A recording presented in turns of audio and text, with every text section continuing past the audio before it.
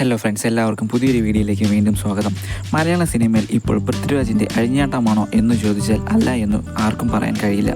എല്ലാ തരത്തിലും അങ്ങനെ തന്നെയാണ്. അഭിനയമായാലും ഡയറക്ഷൻ ആയാലും സിനിമ നിർമ്മിക്കുന്ന കാര്യത്തിലായാലും കോടികളുടെ കളക്ഷൻ്റെ കാര്യത്തിലായാലും അങ്ങനെ തന്നെയാണ്. ഈ വർഷത്തെയും കേരള ബോക്സ് ഓഫീസ് മൊത്തത്തിൽ തൂക്കിയതിലും പൃഥ്വിരാജിന് വലിയൊരു പങ്കുണ്ട്. 150 കോടിയിലേറെ നേടി ആടുജീവിതത്തിലൂടെ നജീബായി കരയിപ്പിക്കുമ്പോഴും ഗുരുവായൂർ അമ്പലനടയിലൂടെ ചിരിപ്പിക്കുകയും ചെയ്യുന്നുണ്ട്. ചിത്രം കഴിഞ്ഞ ദിവസം 50 കോടി ക്ലബിലും കയറിയിട്ടുണ്ട്.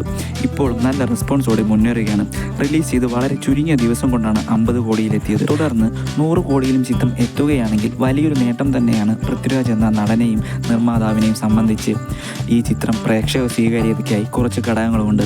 വലിയ താരനിര, വഞ്ചനപ്രിയ നേടിയ ജയയ്ക്ക് ശേഷം വിപിൻ ദാസിൻ്റെ അടുത്ത ചിത്രം, ഫാമിലി സ്റ്റാർ ബേസിലിൻ്റെ പ്രധാന കഥാപാത്രം, ആടുജീവിതം എന്ന ബ്ലോക്ക് ബസ്റ്റർ ഹിറ്റിന് ശേഷം വളരെ നാൾക്ക് ശേഷം പൃഥ്വിരാജിൻ്റെ കോമഡി ചിത്രവും പൃഥ്വിരാജ് ബേസിൽ കോംബോ, ഇതൊക്കെ തന്നെയാണ് ചിത്രത്തിൻ്റെ പ്രത്യേകതകൾ.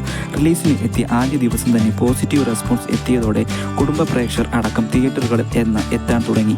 എല്ലാവർക്കും നല്ല അഭിപ്രായങ്ങൾ ആയതിനാൽ ചിത്രം നല്ല കളക്ഷനോടെ മുന്നേറുകയാണ്.